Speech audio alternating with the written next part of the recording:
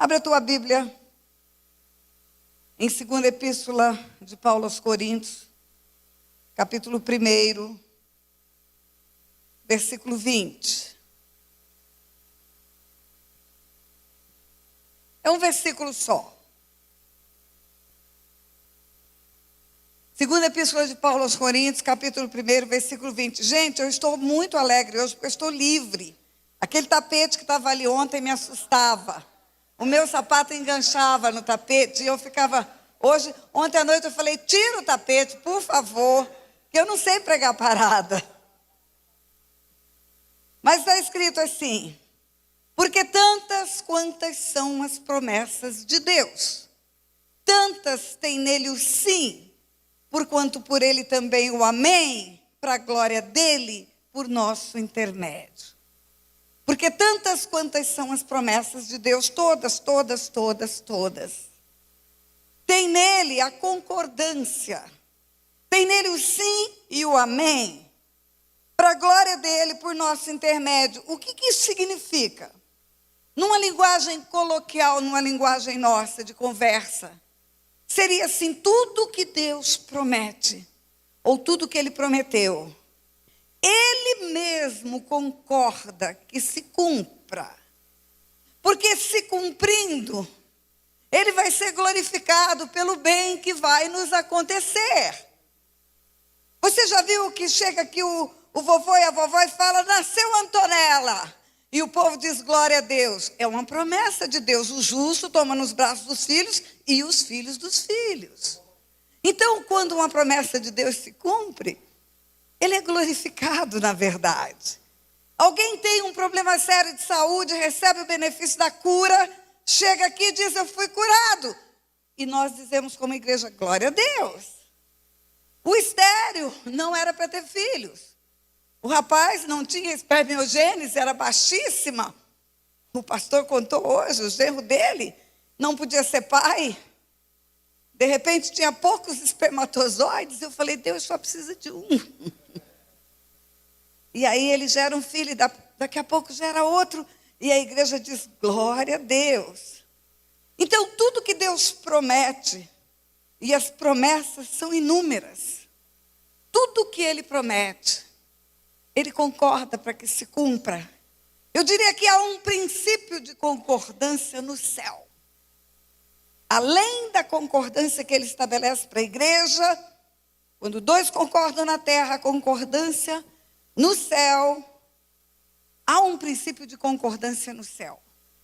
Deus concorda com Deus, para que se cumpram as promessas dele nas nossas vidas, e ele seja glorificado pelo cumprimento de tais promessas. E aí nós podemos perguntar, como Deus concorda com Deus? Você não pode se esquecer que o nosso Deus é triuno. São 3 pessoas. Pai, Filho e Espírito Santo. Ontem eu falei da paternidade do Pai. Pai, Filho e Espírito Santo juntos compõem a Trindade. É um Deus triuno, aprendemos isso. São 3 pessoas e há um só Deus. Mas nós sabemos que esse Deus tem o Deus Filho, o Deus Espírito e o próprio Deus Pai. E você pode pensar, pastora, claro que eles vão concordar entre si. A Bíblia fala em 1ª Epístola de João que no céu os 3 dão testemunho. E na terra os 3 são unânimes num só propósito. E o que é unanimidade? É concordância plena. Unanimidade é não ter voz divergente. E como que pode haver discordância se eles têm a mesma vontade, pastora? Não, eles não têm a mesma vontade. Você se lembra do filho dizendo, eu não vim para fazer a minha vontade, mas a vontade do meu pai? Você não se lembra do filho dizendo, pai, se possível passa de mim esse cálice, mas que não seja feita a minha, mas a tua vontade? Carta aos Hebreus, capítulo 5, versículo 7, diz o seguinte, que ele, Jesus, nos dias da sua carne, com forte clamor e lágrimas, sim, Na Bíblia não tem letra inútil nem palavra desnecessária. Tudo é uma revelação. E se está escrito forte, clamor e lágrimas, não foi só clamor e lágrimas, foi forte. E não foi só o choro do Getsêmani. Porque o texto continua com forte clamor e lágrimas. Ele ofereceu orações e súplicas. É no plural. A quem o podia livrar da morte? Ao Pai. E foi ouvido. E embora sendo filho, obedeceu. E por causa disso foi aperfeiçoado e tornou-se o autor da salvação eterna para todos os que lhe obedecem. Não é o autor da salvação eterna para todo mundo que levanta a mão. Não é o autor da salvação eterna para todo mundo que congrega. Mas é o autor da salvação eterna para todos que lhe obedecem. Mas o que eu quero chamar a atenção sua no texto é que ele chorou muito, suplicou muito, clamou muito, para não fazer a vontade do Pai. Mas ele obedeceu. E ontem eu disse, por quê? Que você acha que ele não queria vir ao mundo? Ele estava preocupado com coroa de espinhos, lança no peito, humilhação. Não. Ele não queria porque ele sabia que naquela cruz, onde estariam os nossos pecados, o Pai não chegaria perto. Porque o salário do pecado é a morte, e morte é a separação de Deus. Ele sabia que o Pai não se aproximaria dele enquanto ele estivesse numa cruz. Porque ali estariam as minhas transgressões. Por isso o grito dele não foi que dor, que horrível essa coroa, que vergonha. O grito dele foi: Deus meu, por que me desamparaste? Ele e o Pai eram um só. Um dia Felipe falou: mostra-nos o Pai. Eu e o Pai somos um. Isso tem que chamar nossa atenção, igreja. Ontem eu falei de um anjo expulso do céu pela transgressão. O mesmo Deus que expulsou um anjo do céu pela transgressão, expulsou o homem do Éden. Porque o homem também transgrediu, induzido pelo diabo. E o mesmo Deus que expulsou um anjo do céu e o homem do Éden, não chegou perto do filho dele quando o meu e o seu pecado estavam lá. Na parábola do filho pródigo que eu falei ontem, o pai não foi atrás do filho. Nós temos uma linguagem crentez, inglês, português, francês e crentez. E no crentez nós dizemos: estava desviado. Mas sabe o que a parábola do filho pródigo diz? Estava morto. Fora da presença do Pai é morte. O salário do pecado é a morte. E morte é a separação do Pai. O filho precisou ser separado do Pai para pagar a nossa conta. Ele obedeceu. Isso mostra que eles têm vontades distintas. Você se lembra do filme do Mel Gibson, Paixão de Cristo? Você se lembra de uma cena, Jesus trucidado, sangrando, e a figura que representava Satanás, passando com o bebezinho no colo para lá e para cá. Talvez nem Mel Gibson saiba o que quer dizer aquela cena. Porque Deus usa até mula, usa Hollywood. Aquela cena significa o diabo dizendo para Jesus: eu cuido dos meus filhinhos e o teu pai largou você por causa de um bando de pecadores. Então eles têm vontades distintas, mas eles concordam entre si. Nós cantamos hoje aqui: vem teu reino, vem. Cantamos: deixa o céu descer, deixa o céu descer. Por que o céu é céu? O céu é céu porque lá eles estão unânimes num só propósito. Porque lá eles reinam. Eles estão de acordo. A minha casa vai ser céu se houver a mesma unanimidade que ela em cima. E eu vou dizer uma coisa para você: na palavra de Deus tem sinais muito claros que para o céu vir para a terra, para a vontade do Pai ser feita na terra como é feita no céu, é preciso haver a concordância desses três: Pai, Filho e Espírito Santo. Você se lembra que está escrito que a vontade do Pai era fazer o mundo? A Bíblia fala, pela sua vontade, tudo que foi feito se fez. Pela sua vontade, o que não existia passou a existir. Mas como que isso aconteceu? Ele quis, ele desejou e houve aquela explosão que os cientistas dizem que houve? Ou não? Claro que não. A palavra diz que o Espírito pairava sobre a face das águas. E o Pai liberava a palavra. Quando o Pai dizia, haja, o Espírito transformava o nada no que o Pai estava dizendo.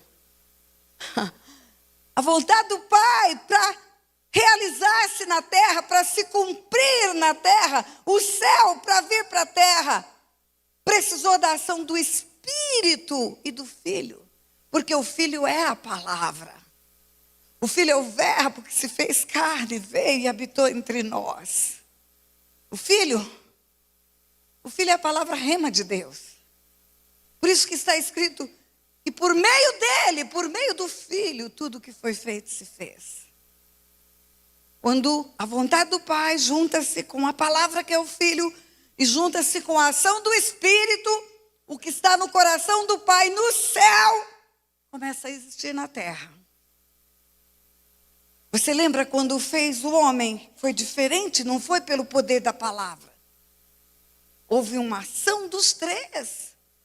Gênesis 1:26, também disse Deus, façamos o homem a nossa imagem conforme a nossa semelhança. Eu falei ontem, tenha domínio sobre tudo.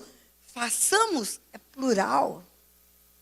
Pai, Filho e Espírito Santo juntos, unânimes num só propósito. Você lembra da Torre de Babel? O homem querendo chegar ao céu pelas suas próprias mãos. Independente de Deus. Deus acabou com a bagunça. Sabe o que está escrito na Bíblia? Desçamos e confundamos a linguagem. Os três. Para ver uma interferência do céu na terra, os três sempre estão juntos. Eu disse que a vontade do Filho não era morrer numa cruz, não era levar o meu pecado. Ele chega a admitir que o Pai podia escolher outra maneira. Se possível, Pai, faça de outro jeito. Mas o Pai falou, não, você vai perder a forma de Deus. Você vai se tornar figura humana. E como homem, você vai pagar a conta do homem. Porque é o homem que pecou e é o homem que tem que morrer. Entretanto, se eu mato o homem fica morto. Mas você, meu filho, vai ressuscitar. Porque em você há dualidade. Você é homem, mas você é Deus também. E você vai ter que nascer de barriga de mulher. Porque é o único meio legal de um espírito vir para a terra é pelo ventre de uma mulher. Como é que foi? Para essa vontade do Pai, que não era a vontade do Filho, ser executada. Um anjo chegou para uma virgem, desposada de José, da casa de Davi, e falou para ela, vai descer sobre você o Espírito Santo. O poder do Altíssimo vai te envolver.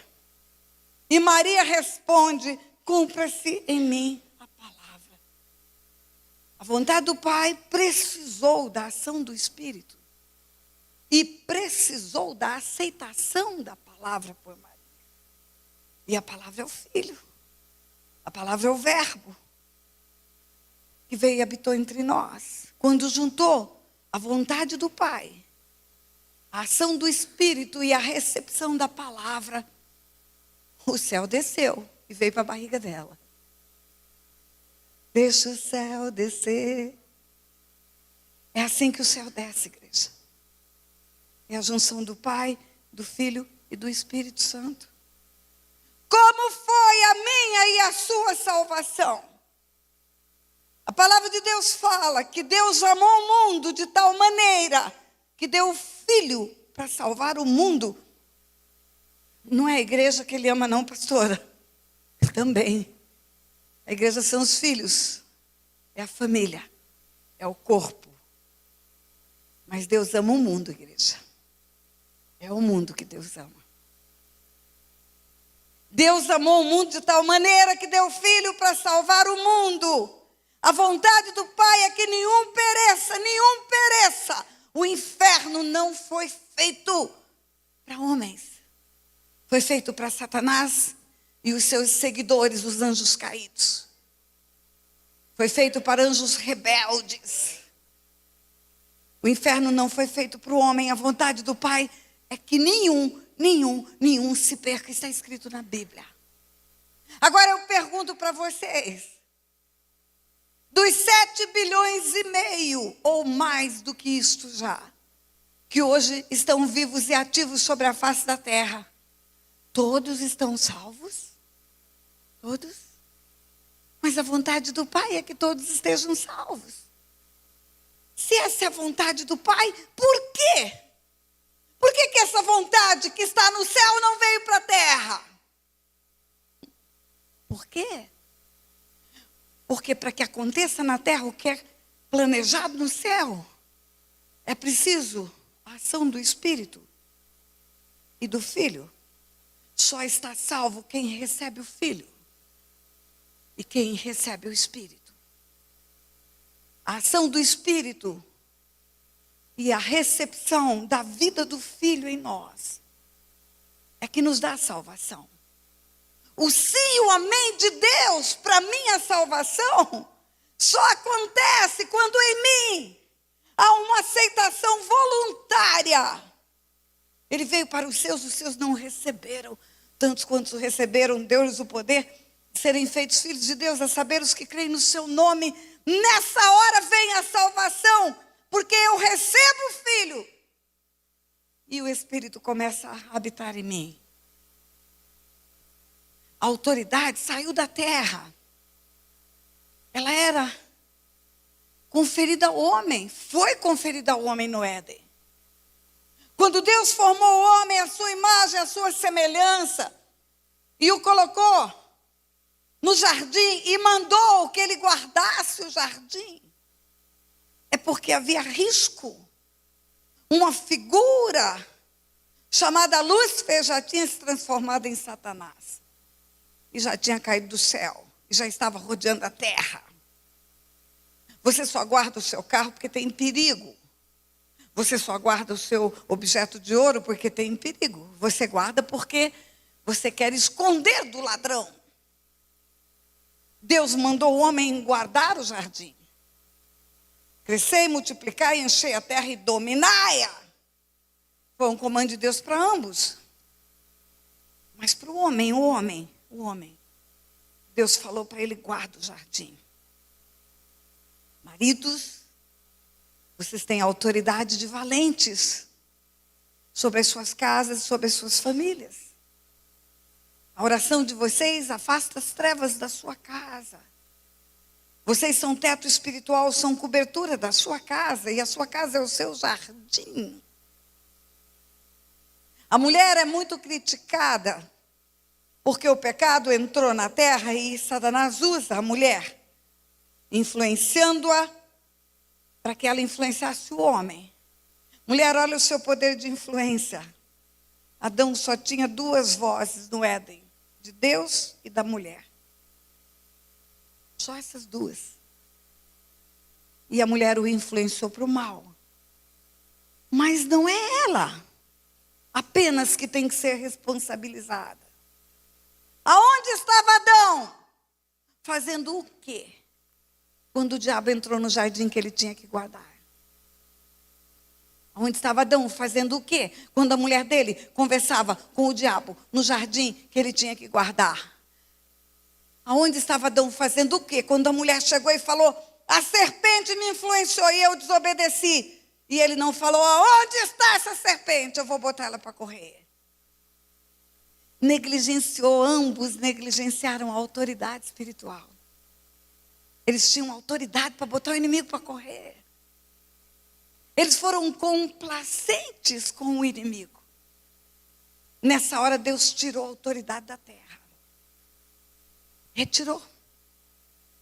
Por isso você não vai encontrar no Velho Testamento inteiro nenhum homem com autoridade contra as trevas. Você vai encontrar expressão onde Deus diz: eu repreenderei o devorador. Ou aonde o profeta diz: o Senhor te repreenda, Satanás. O Senhor que escolheu Israel te repreenda. Ou vai ver Davi dedilhando o instrumento e o espírito vindo, e o espírito imundo que estava em Saul fugia. Mas você não vê autoridade no Velho Testamento. Sabe quando ela voltou para a terra? Quando o céu desceu, lá no Jordão, no batismo de Jesus. Vocês que vieram aqui à frente, olha o quanto o batismo é importante. Não demore para escolher o batismo. Ali no Jordão, o filho estava em carne. Era visível, era como homem. Era um como o filho do homem. O Espírito desceu em forma de pomba. E a voz do Pai foi ouvida: esse é o meu filho amado em quem me comprazo. A Trindade desceu. E quando a Trindade desceu, a autoridade voltou do céu para a terra.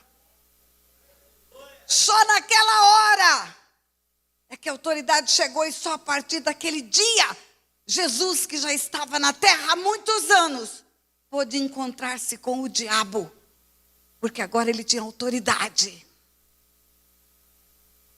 Por isso que a partir dali é que começa as manifestações demoníacas, e Jesus ordenando: cala-te, sai dele, cala-te, sai dele. Eu quero dizer para você que até para conferir autoridade ao filho, Deus observou esse princípio da concordância. O céu não vem para a terra se os três não estão unânimes num só propósito. Você está comigo, igreja? Então agora eu vou começar a pregar para você. Isso é uma conferência da família. Nós estamos aqui para falar de família, não de libertação. Mas não tem como cuidar da família sem tratar desses assuntos.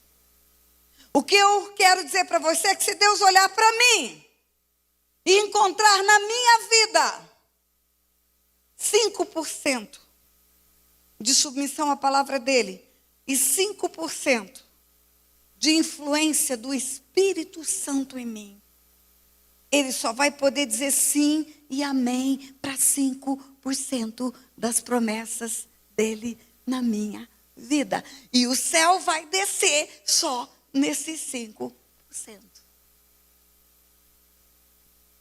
Se ele olhar para mim e encontrar 20% de submissão à palavra e 20% de influência do Espírito Santo, ele só vai poder dizer sim, amém, para 20% das promessas dele. Interessante que todo mundo gosta do Salmo 91. Tem gente que abre igual um talismã. Eu gosto também. Eu gosto muito do Salmo 81. No versículo 13, Deus diz: se o meu povo me escutasse, se Israel andasse nos meus caminhos, eu de pronto lhe abateria o inimigo. Eles não iam ter problema com o diabo, eu ia derrubar o inimigo. E ele termina dizendo: e eu os saciaria com o trigo mais fino e com o mel que escorre da rocha. E a Bíblia é cheia de promessas para os obedientes. Se quiserdes e me ouvirdes, comereis o melhor desta terra. Adverte o Senhor em Provérbios 28, que desvia os ouvidos de ouvir a lei, até a sua oração é abominável. Não ore pelo desobediente, outras palavras. Samuel, o grande profeta Samuel, Deus falava raramente naquele tempo que ele estava brabo com os ministérios. Mas ele encontrou um santo, era Samuel, e ele falava pela boca de Samuel. E Samuel intercede por Saul. Porque Saul rebelou-se contra a vontade de Deus, em outras palavras, desobedeceu. Sabe o que Deus fala para Samuel? Não ore por ele, porque eu não vou escutar a sua oração. Não vai escutar a oração de Samuel? Um dia Deus falou para Jeremias, não ore por esse povo rebelde. Eu não vou escutar a sua oração. A desobediência misturada à intercessão é uma afronta a Deus. É uma afronta. E ele diz para Samuel, no dia que ele falou, não adianta orar por Saul. Ele diz, melhor é obedecer do que sacrificar. E ele diz, a rebelião é como o pecado de feitiçaria. E a obstinação como a idolatria. O que é obstinação, pastora? Teimosia. E eu quero falar de algumas coisas na família, sobre o entendimento desse versículo. É preciso haver a ação da palavra e a submissão ao Espírito Santo de Deus para que o céu desça. Não adianta cantar só. Pode sapatear, gritar, fazer o que você quiser. Vou dizer mais. Pode ficar magra de tanto jejuar. Pode ficar de joelho cascudo de tanto ajoelhar. Mas se não se render à vontade do Pai, o céu não desce. O céu não desce. Vamos pegar os filhos primeiro. Pastora, eu não tenho filhos ainda. Não, eu estou falando de você, não é do seu filho. Ninguém aqui é filho de abóbora, nem de melancia. Todo mundo é filho. A palavra de Deus, ela é contundente em ordenar que os filhos honrem os pais. Eu costumo dizer que os 10 mandamentos são leis espirituais escritas pelo dedo de Deus em tábua de pedra. O céu desceu. Você sabia que é o único momento que a Bíblia nos narra que o trono de Deus desceu na terra? Foi para ele pessoalmente escrever os 10 mandamentos.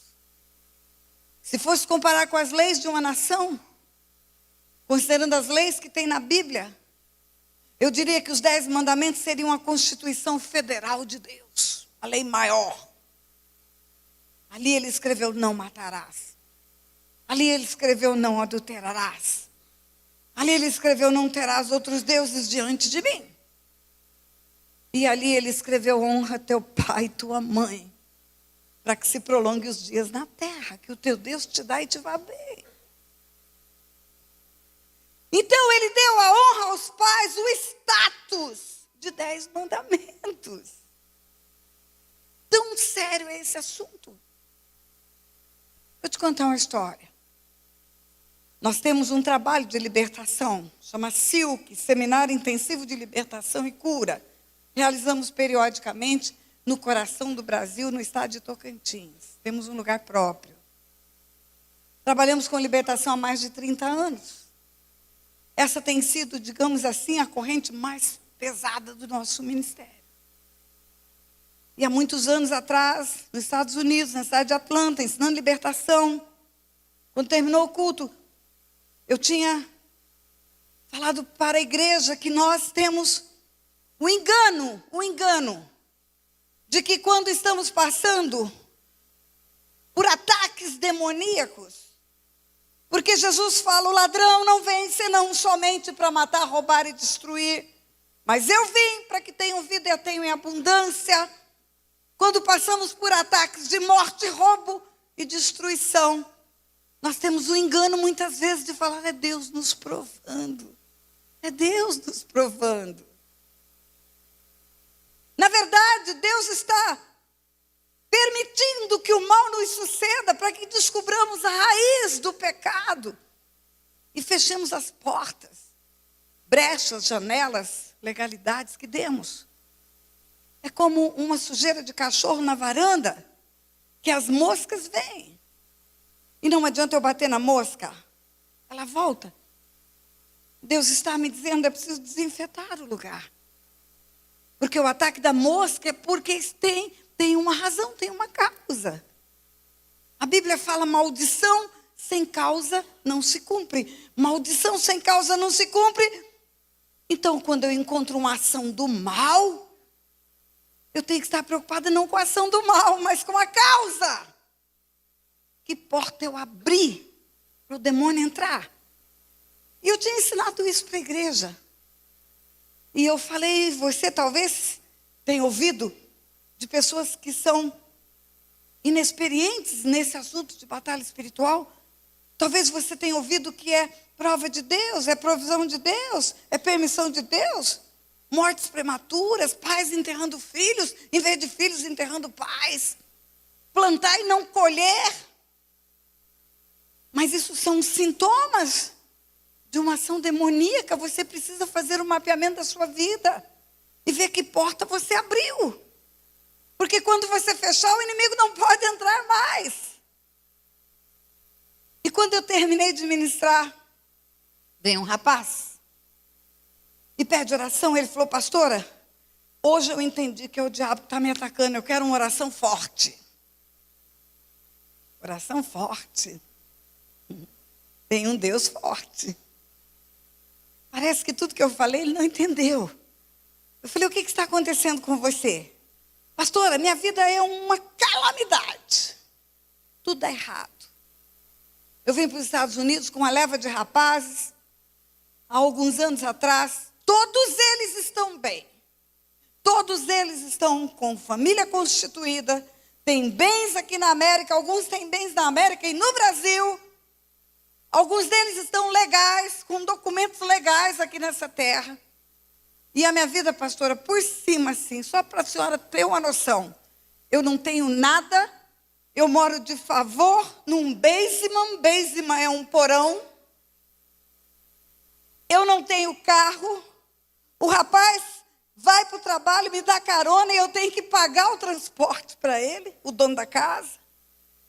Eu não tenho família, nenhum relacionamento meu dá certo. Eu não tenho nada nem aqui nem no Brasil. Na verdade, eu estou vendendo o almoço para comprar o jantar, pastora. Só Deus sabe o que eu tenho passado nesse lugar.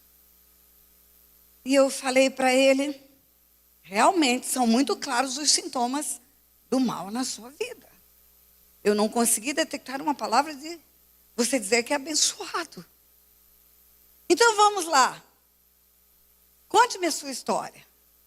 E ele contou, morava em Governador Valadares, junto com uma leva de rapazes, foi para os Estados Unidos para trabalhar, mas antes, aqui no Brasil, aconteceu o seguinte, ele se drogava muito, muito, usuário de cocaína. E quem já usou cocaína e não tem dinheiro para pagar, é filho de família humilde ou de classe média, sabe o que acontece? Cheira a casa inteira. Como que é cheirar a casa? Fica devendo o traficante bate na porta e fala para a mamãe e papai, seu filho morre em 48 horas se você não pagar a conta dele. E a mãe entrega a geladeira, a mãe entrega o frigobar, a mãe entrega a televisão, entrega tudo. E ele cheirou a casa inteira dele. E os pais não aguentavam mais aquilo. E um dia o pai confrontou duramente. Ele, cabeça cheia de droga, ficou bravo com o pai, porque não queria nem ouvir o confronto. Foi embora de casa, foi para a casa de um amigo. E junto com esse amigo e outros amigos, foram para os Estados Unidos. A ideia era trabalhar, enriquecer e continuar usando drogas. Mas lá nos Estados Unidos ele conhece o Senhor. Ele tem uma experiência, vai para uma igreja um dia, entrega o coração dele. E ele falava assim para mim, pastora, não tem em mim hoje mais nada do velho homem. Verdadeiramente está escrito que tudo se faz novo. Assim foi na minha vida, pastora. Eu hoje sou outra pessoa, eu penso diferente, eu sinto diferente. Eu sou um homem de Deus. E tudo dá errado na minha vida. E eu falei para ele, e como foi o relacionamento com os seus pais depois que você se converteu? Você fez um concerto com eles? Ele olhou para mim e ele falou, pastora, aquele homem que vivia no Brasil, na casa dos meus pais, morreu. E eu achei melhor que os meus pais imaginassem que eu estou morto. Eu falei, peraí, você está me dizendo que os teus pais, depois que você saiu de casa, não tiveram mais notícia tua? É, pastora, eu preferi assim. porque eu sou nova criatura mesmo. E eu falei para ele, deixa eu ver se eu estou entendendo. Você está me dizendo que fazem quase 14 anos que quando chega Dia das Mães, Dia dos Pais, Natal, Ano Novo, aniversário, os seus pais entram em choro, tristeza, porque não sabem do seu paradeiro. Você está me dizendo que quando um telefone toca na madrugada, sua mãe tem um sobressalto e pensa, meu filho. Você está me dizendo que toda vez que aparece uma notícia do jornal, que tem um morto encontrado em um matagal, o seu pai corre para identificar o corpo, para saber se é você. E você acha, cara, que uma oração minha vai mudar a sua vida. Você não conhece Deus, rapaz. Você não conhece Deus. Sabe o que você está colhendo? Você está colhendo o fruto do que você está fazendo com os seus pais. E olha, levanta a mão para o céu, porque a vida toda está dando errado, mas você continua vivo. Porque a palavra de Deus diz que vai morrer também. Eu estou cansada de ver pai e mãe segurar em alça de caixão do filho, quando o filho tinha que sepultar o pai. Porque leva uma vida desregrada, desonra os seus pais, traz sofrimento para pai e mãe. Eu falei, você levanta a mão para o céu porque você está vivo. Porque a palavra de Deus diz que vai viver pouco e vai viver mal. Você só está vivendo mal. Pastora, não tem chance de viver bem, então? Tem algumas pessoas que desonram pai e mãe e vivem bem. Morre cedo. Vive pouco tempo. Então, muito, pastora, quem desonra pai e mãe, mas come o pão que o diabo amassou a vida inteira, fica velhinho, sem ter bênçãos para contar. Falei para ele, pega o telefone hoje, liga para os seus pais, faz o concerto, pede perdão, volta para o Brasil, pega o primeiro voo que você puder e volta para casa. Pastora, mas isso foi lá no Brasil há 14 anos atrás. Eu falei, no mundo espiritual, rapaz, escuta o que eu vou te dizer. Não se aplicam as leis da física. Lei do tempo, lei do espaço, não tem no mundo espiritual. No mundo espiritual não se aplicam as leis do mundo natural. O que você fez no Brasil pode fugir para o Japão. Satanás está atrás. O que você fez há 40 anos é como se fosse ontem. É já e agora. Falei, conserta. E ele ainda argumentou. Mas, pastora, depois que eu me converti, eu nunca mais fiz nada errado. Depois que eu converti, eu alinhei a minha vida com o céu. Eu falei, ok, vamos imaginar que isso é uma casa. Você é uma casa. Vamos imaginar que você foi um acumulador de lixo. E você encheu a casa de lixo no passado. E um dia você acorda livre de ser um acumulador. E você fala, a partir de hoje eu não ponho mais lixo em casa. E o que você já pôs? Você precisa tirar. Você precisa limpar. Você precisa fazer consertos. Você precisa fazer restituições. Você precisa arrumar a sua vida, rapaz. Aquilo que nós fizemos na nossa juventude, na nossa adolescência, as encrencas que nós arrumamos, elas estão contra nós no mundo espiritual. Elas não atrapalham a nossa salvação. Nos convertemos, glória a Deus, temos a certificação da vida eterna. A alma que pecar, essa morrerá, arrepende-se, não morre mais, vai para a glória. Mas a vida abundante faz parte desse negócio chamado salvação. O ladrão não vem senão somente para matar, roubar e destruir. Mas eu vim para que tenham vida e a tenham em abundância. E você pode chamar de vida abundante uma pessoa trabalhar e não ver frutos. Não constituir família. Não ter onde cair morto. Claro que não é. As maldições, elas não interferem na nossa eternidade, igreja. Quando Deus elenca a maldição, vai faltar chuva, vai faltar dinheiro, não vai colher o que planta, não vai ter saúde. Isso não é para a eternidade. Isso é para a vida aqui, agora. E na cruz nós temos o futuro e temos o presente. O céu desce, desce. Se eu sou enquadrada nesse céu. Eu quero falar para as mulheres também. Espera aí, deixa eu falar um pouquinho mais de filhos. Vou te contar outra história. Um dia eu estava ministrando num evento de mulheres no Rio de Janeiro, um lugar enorme, chama Centro de Convenções Sul América, no centro do Rio de Janeiro, cabe 20 mil mulheres. Normalmente, as pessoas nos blindam nos eventos, porque não tem como abraçar 20 mil pessoas, tirar foto com 20 mil pessoas. Mas quando terminou, 2 mulheres venceram o cerco, ultrapassaram. Vem uma de lá e vem uma de cá.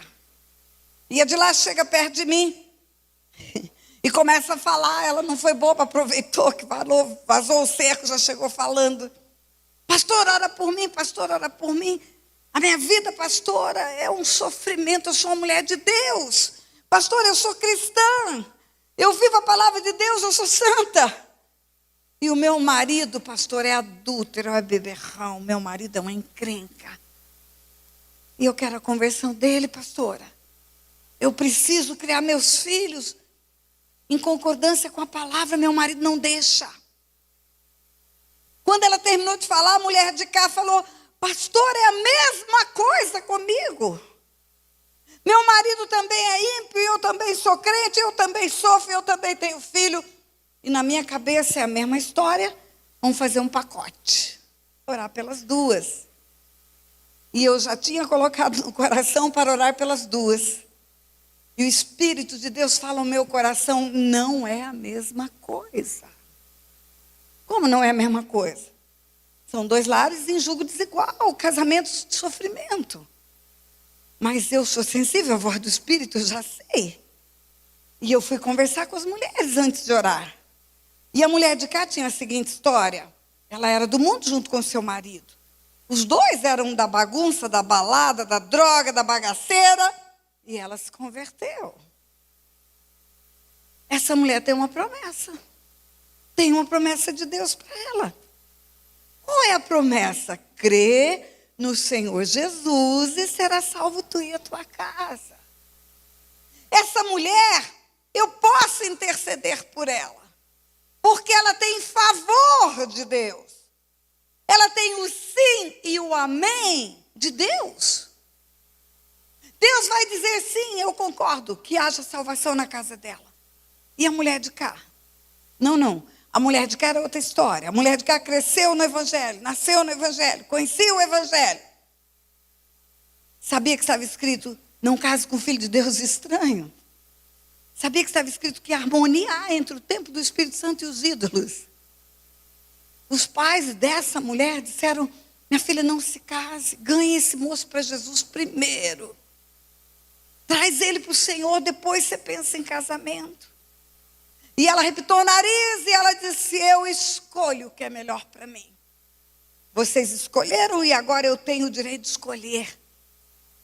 Em resumo, essa mulher de cá não tem o favor de Deus. Essa mulher de cá não tem o sim, o amém de Deus. Porque ela praticou desonra aos pais, desonra à sua fé. Desonra aos líderes que a aconselharam. Essa mulher não tem favor de Deus. Mas a boa notícia é que ela pode contar com a misericórdia de Deus. Que se renova a cada manhã, que é a causa de não sermos consumidos. Mas como questionamos a misericórdia de Deus? Arrependimento e confissão. É a única maneira de cancelar pecados. Arrependei-vos e convertei-vos para serem cancelados os vossos pecados. E eu falei para aquela moça: querida, você precisa fazer um concerto com seus pais. Não adianta a minha intercessão sem você arrumar a sua vida. Vai aos seus pais, peça perdão a eles. Pastora, já fazem 17 anos que eu estou casada. Não tem tempo nem espaço no mundo espiritual. O que fizemos há 20 anos, 30 anos, 40 anos, 50 anos, está agora. Ela disse para mim, minha mãe é tão boazinha, pastora. Minha mãe chorou no dia do casamento. Minha mãe ficou muito abatida uma semana, mas ela é tão boazinha, pastora. No fim de uma semana, ela fez um bolo de chocolate e levou para mim. Ela já me perdoou. Eu falei, você não está entendendo. Não é o perdão da sua mãe que cancela o pecado. É o seu arrependimento e a sua confissão. Você tem que ir aos seus pais e fazer o conserto. Nós fazemos aconselhamento de casais. Muitas vezes chega um casal chorando porque está à beira de um divórcio. A primeira pergunta que eu faço, seus pais abençoaram essa união? Às vezes chegam pais desesperados com filhos rebeldes. A primeira pergunta que eu faço, como você foi quando era filho? Porque você precisa consertar a sua história para que o céu desça. Você precisa se enquadrar na palavra. Às vezes as mulheres levam os filhos a desonrar os pais, sabia?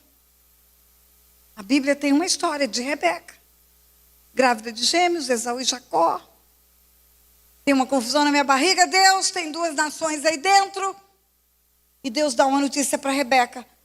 O mais novo vai governar sobre o mais velho. Deus deu uma notícia para que a mãe soubesse que não seria Deus de Abraão, Isaque e Esaú. Seria Deus de Abraão, Isaque e Jacó. Porque Esaú abriria mão da sua primogenitura. Primogenitura era tremenda. Era importante, o primogênito tinha herança em dobro, o primogênito levava o nome da família.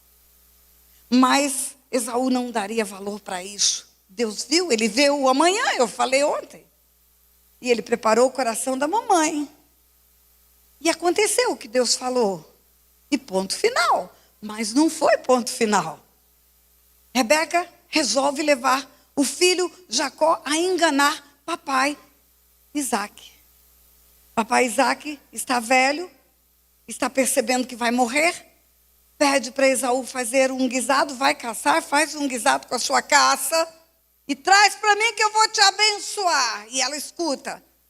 Aí ela chama Jacózinho, o menininho do coração dela, o filhinho predileto dela, e fala para ele, vamos enganar o seu papai.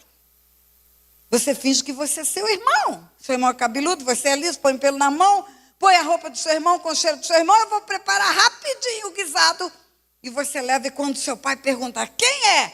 Ele está cego mesmo. Você fala, Esaú. O rapaz tinha mais juízo que ela. Ele falou, mãe, esse negócio não vai dar certo. E ela falou, eu tomo para mim a responsabilidade disso.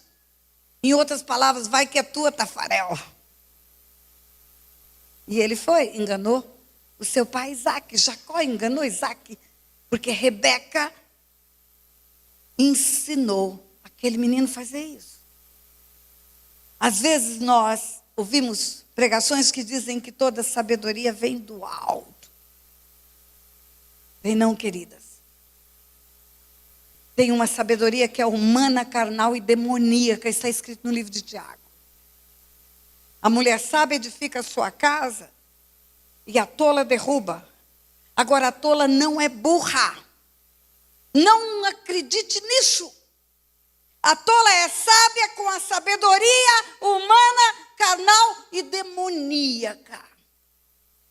E Rebeca com a sabedoria humana, carnal e demoníaca leva o filho a desonrar o pai. Qual foi a consequência espiritual disso?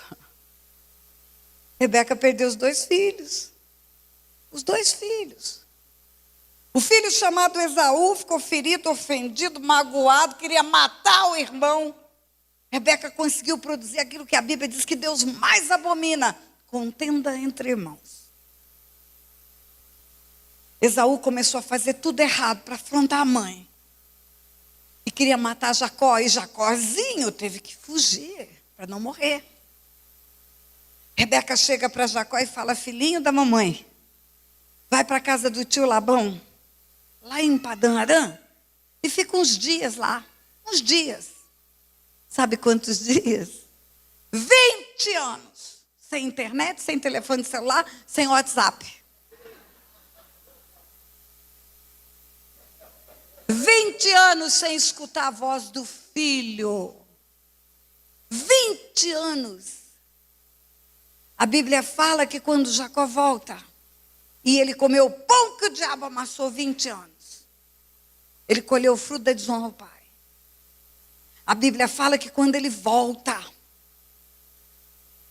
ele não encontrou Rebeca, encontrou Esaú. Por que não está escrito que Jacó encontrou Rebeca?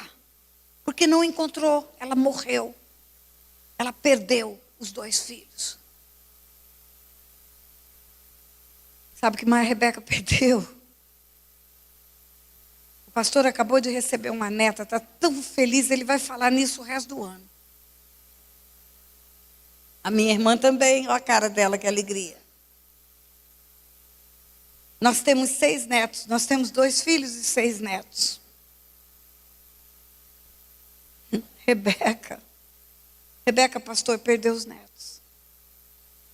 Quem foram os netos de Rebeca, minha irmã? Os 12 patriarcas de Israel.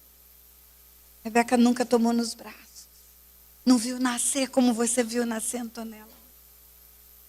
Não abençoou como você abençoou Antonella.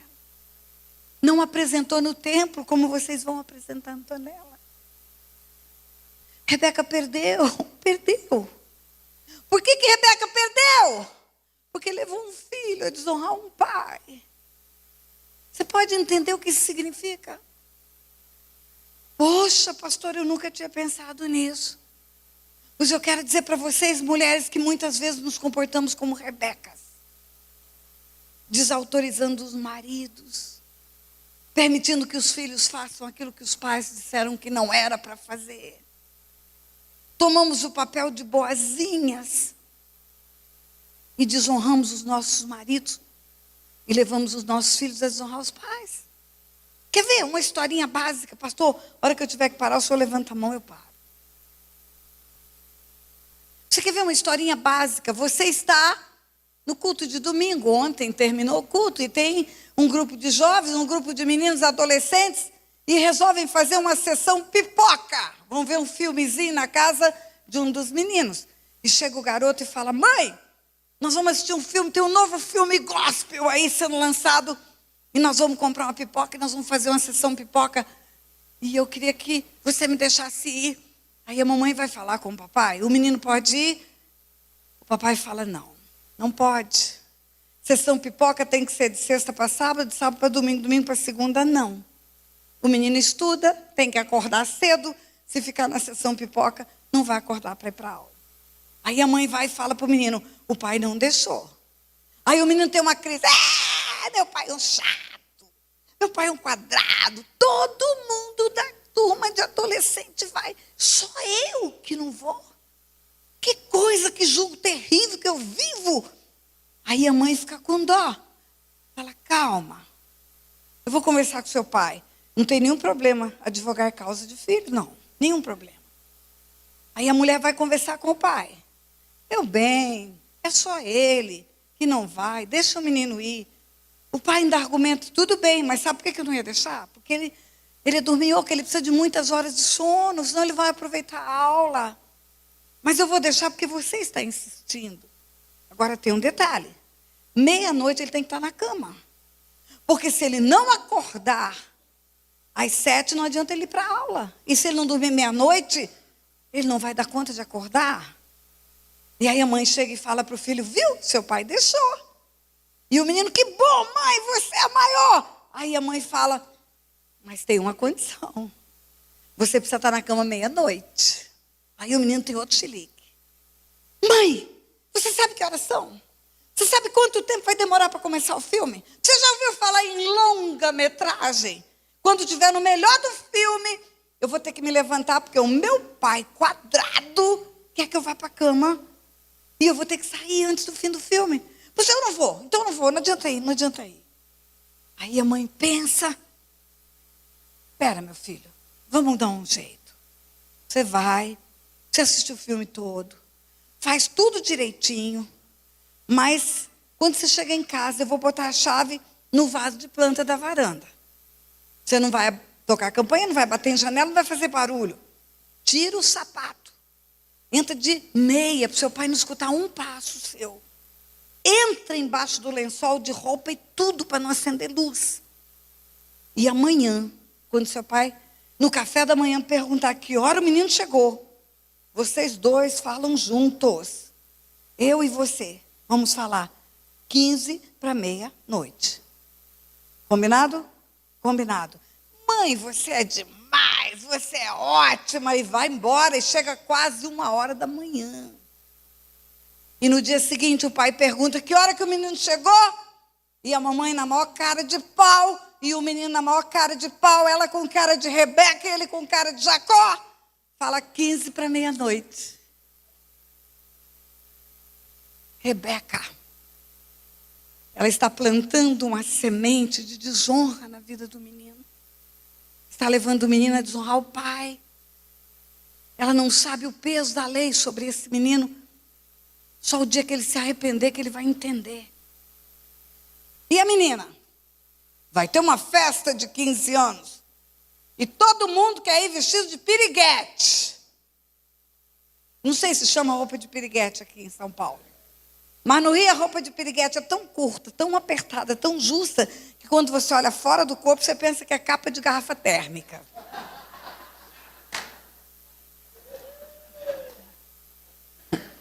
E o pai, quando vê aquela conversa, vê aquela revista de moda e a menina, agora eu já resolvi, eu vou com esse aqui. Ele fala, não, filha minha não vai vestida de piriguete. Isso é roupa para prostituição.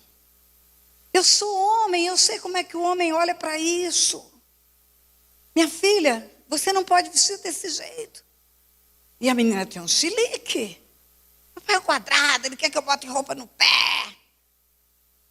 Eu não vou na festa. Mãe, deixa eu falar uma coisa para você. Eu já pesquei muito, eu sou de Mato Grosso do Sul. Cada peixe é uma isca. Pacu é uma isca, pintado é uma isca, tucunaré é uma isca. As roupas das mulheres são iscas. Se ela sair vestida como uma vagabunda, ela vai pescar um vagabundo.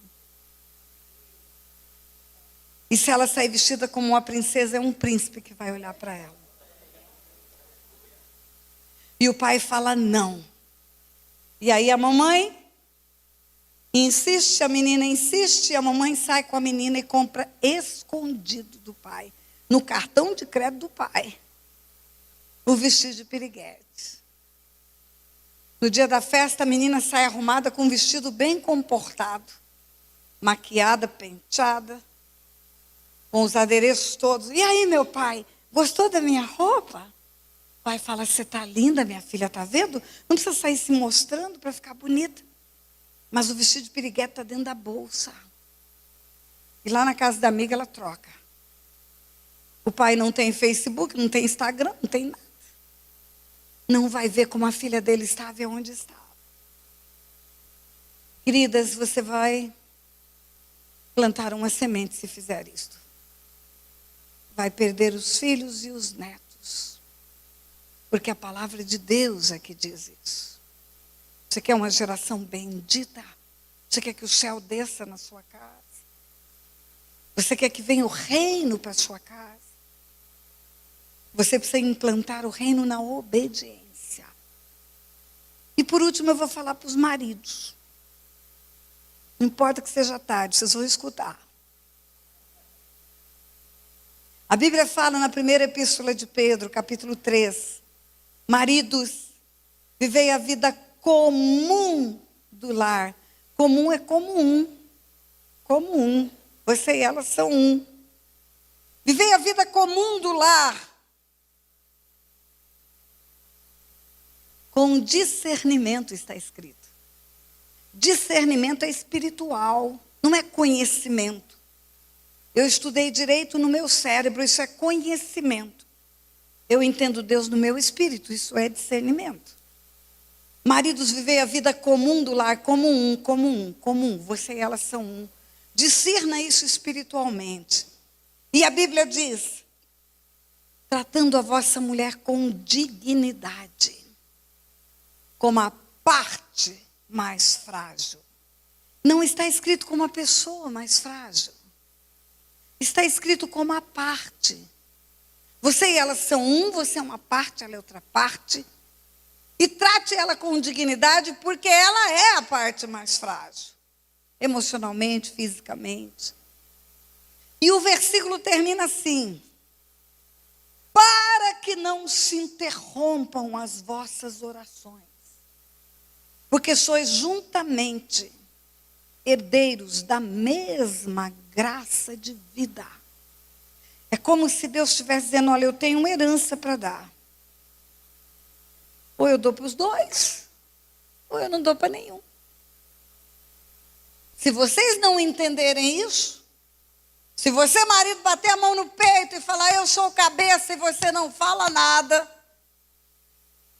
se você não der a dignidade que Deus diz que ela tem que ter, nem a sua oração é escutada, e nem a bênção que você precisa vai ouvir o sim, o amém de Deus.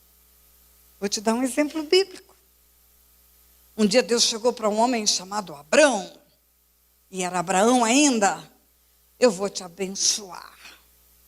Tudo que você tocar vai ser abençoado. Onde você colocar a planta dos teus pés, quem te abençoar vai ser abençoado por tabela. Você vai ser pai de multidões. Fez uma promessa maravilhosa, todo mundo conhece. O homem, o macho, Abrão, pensou que a promessa era para um.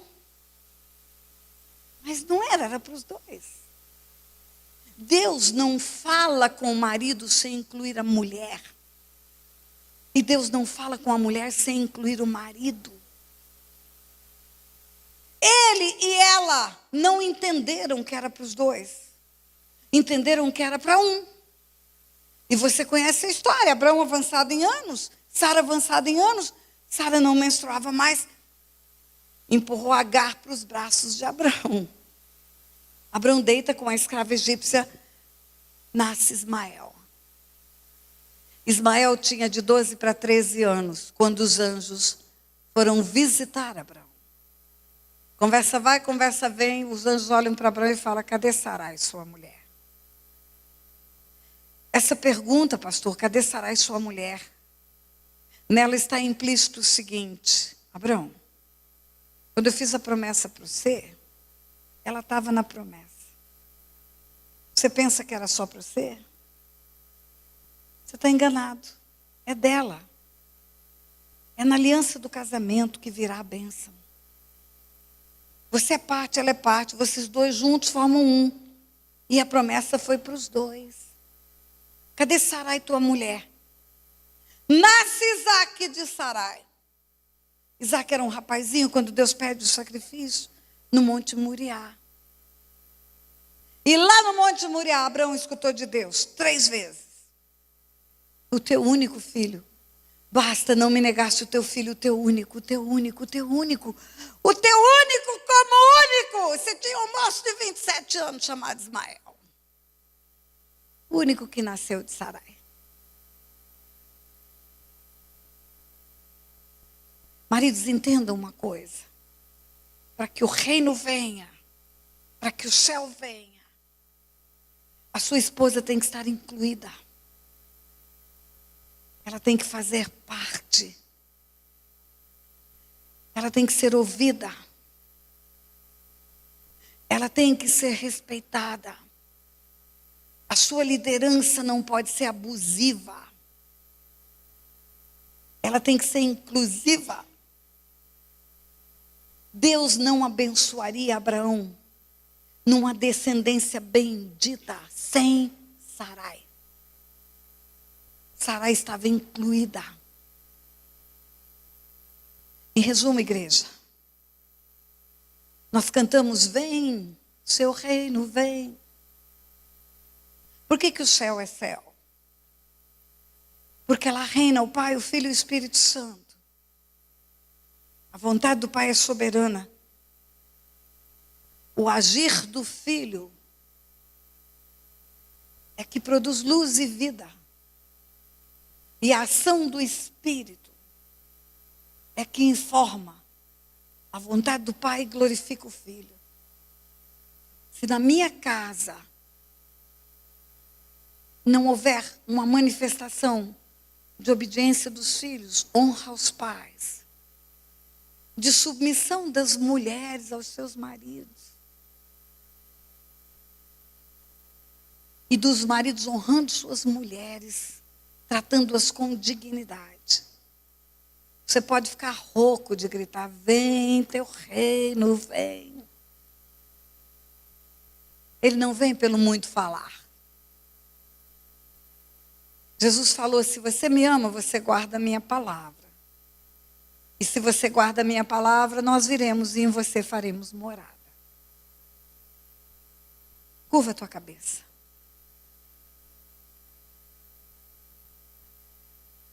Pai, nós somos impregnados, bombardeados por conceitos do mundo. Nós somos bombardeados por informações de uma mídia diabólica. Nós recebemos informação de que é ultrapassado o padrão bíblico de viver. Quantos meninos, quantos jovens são instruídos a chegarem para os seus pais e dizer: você fez a sua escolha e eu faço a minha. E não obedecem conselhos de pai. Não pedem a bênção, não honram. E nós temos visto o preço que o mundo tem pago por isso, Pai. Nós temos visto pais enterrando filhos. Nós temos visto jovens que batalham e não colhem. Não passam nos vestibulares, não arrumam os casamentos. Não conseguem resultados em nada que fazem. E nós entendemos, Pai, que quando estamos em desalinho com o céu, não há conexão com o teu reino. A conexão vem da obediência à tua palavra. Pai, quantas mulheres que acham que porque estudaram, porque têm recursos financeiros familiares, porque são bonitas, inteligentes, não têm que se submeter aos seus maridos, não têm que honrar os seus maridos, e tomam partido dos filhos, contrariando as ordens dos seus pais. Oh Deus, e quantos maridos, Pai, que não escutam as suas mulheres, não pedem opinião para fazer negócios, tomam decisões arbitrariamente, fazendo aquilo que é exatamente o contrário do que o Senhor nos ensinou. E aí não conseguem ver as bênçãos vindo sobre suas casas, sobre suas famílias. Não conseguem colher, Pai, os frutos. E eu sei que é porque o Senhor não pode dizer sim, amém, para as tuas promessas. E as tuas promessas, Senhor, são maravilhosas para a nossa vida. Entendemos que não é porque o Senhor não quer nos abençoar, é porque o nosso proceder bloqueia essa conexão com o céu. Por isso, Senhor, mostre para nós, pelo teu Espírito, que convence do pecado, da justiça e do juízo. Mostre-nos, Pai, aonde precisamos de um conserto como família, para sermos família bendita na terra, Pai. Mostra-nos. Ajuda-nos a nos enxergarmos como Davi. Nós dizemos: sonda, ó Deus, o meu coração, vê se há em mim algum caminho mau e leva-me para o caminho eterno. Pai, que as famílias que se submeteram a escutar a tua palavra ontem, hoje e estarão aqui amanhã para ouvir também, Pai, que essas famílias sejam edificadas pela tua palavra e venham produzir frutos nesta terra, Pai, para que o teu nome seja glorificado. E e possam testemunhar das bênçãos. Nós abençoamos agora, Pai, cada família que está aqui. Em especial, abençoamos a família dos líderes, dos pastores desse lugar. Guarda-os do mal, Pai. Renova, Pai, sobre eles a alegria. Óleo de alegria, Pai, em vez de espírito angustiado. Dá a eles o gozo, Pai, de terem testemunhos de vitória para compartilhar com o povo que aqui se reúne, Pai.